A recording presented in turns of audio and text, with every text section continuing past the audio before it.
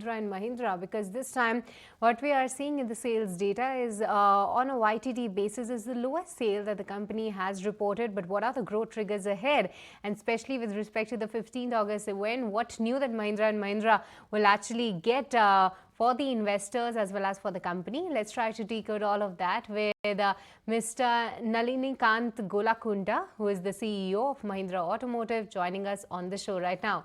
Hi, morning, and great to be speaking with you. Firstly, help us understand that how do you see the sales data for the month of June, because we are indeed seeing a drop on a month-on-month basis. What does that tells us, and also give us some more details on the internals.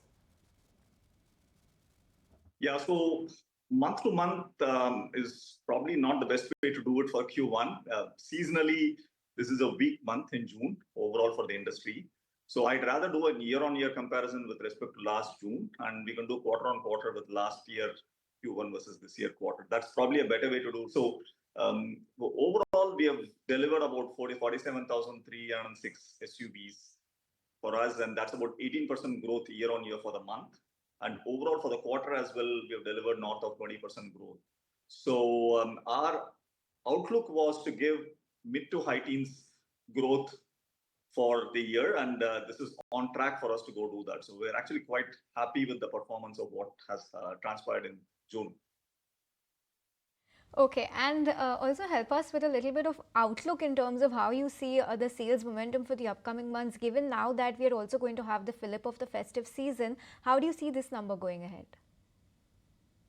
Yeah, we're well set for the festive season. As you know, in the last 12 months, we have had 4 major launches on the passenger vehicle side. We had 2 ICE launches, which is 3XO and Thar Roxx, and then we have had 2 very strong EV launches as well last quarter. So all these 4 put together is giving us the growth that we need. And the bedrock of the overall volumes, of course, comes from our traditional products, which is our XUV 700, Scorpio family is doing well, and Bolero now has started to pick up as well this year in rural. So we clearly see that bedrock doing well. And then on top of it, the growth is coming from the 4 major launches. So we believe we're well set for the festive season. So the traditional products are indeed doing well, but what about the EVs? Because what we are seeing on roads now is the higher end and the top end model of the EVs, and believe that in the next couple of months we'll also see some of the other variants. But if you can help us, how do you see the sales momentum picking up? What is the current production capacity, and how do you plan to scale that up? Order book is something we don't generally put out, but I'll give you a general sense on where we are. So we are operationalized about 5,000 capacity. And as you know, when we actually launched, we had launched 3 packs at that point in one. Pack 1, Pack 2, Pack 3 with some variants in between. But what we have actually retailed so far is only Pack 3, which is our top end variant. So the operationalization is of 5,000 volume. We are already at production, which is in the 4,000 range, and we are billing and retailing close to that 4,000 range as well. So we're actually doing well. And starting next month, we will start to put out the other packs, the lower end packs as well. So we will get to a point where we'll be fully utilizing our capacity that we said we will.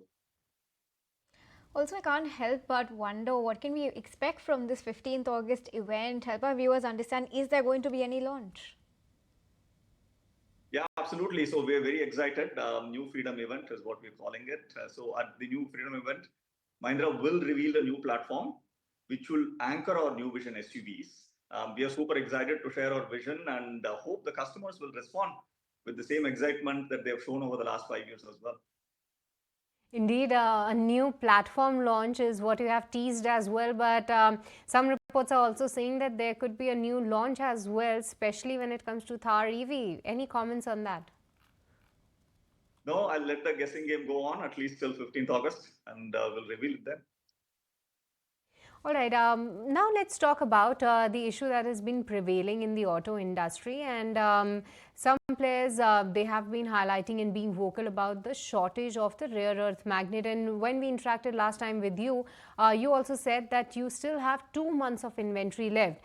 But when we talk to industry experts, they're saying that nothing is moving in the direction envisaged earlier. Give us your sense. Where are we now? Where is Mahindra placed? Are we in for just a month's stocks or more? Yeah, no, as you said, we did talk about this last time as well. So one of the things was in securing end user certification. which our suppliers are doing. As you know, that this is not just about the rare earth itself, it's about the assembled parts and getting end user certification. So that process is ongoing, and we're working very closely with the government as well.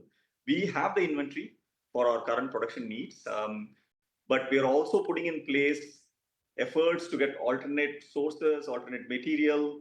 We're working with the government to get some of this going as well. So we're putting other risk mitigation steps, but as of now, we have the inventory to meet our production needs. And before we let you go, just help us understand the input cost pricing scenario right now. The steel prices in domestic markets are expected to inch higher.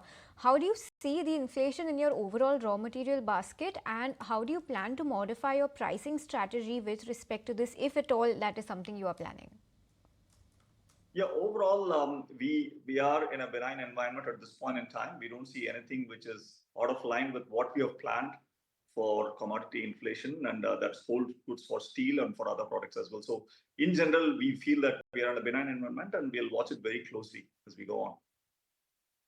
Okay, Mr. Gollagunta, on that note, we'll let you go. Thanks once again for joining us and giving us a highlight on what we can expect in terms of launches and sales numbers ahead. On that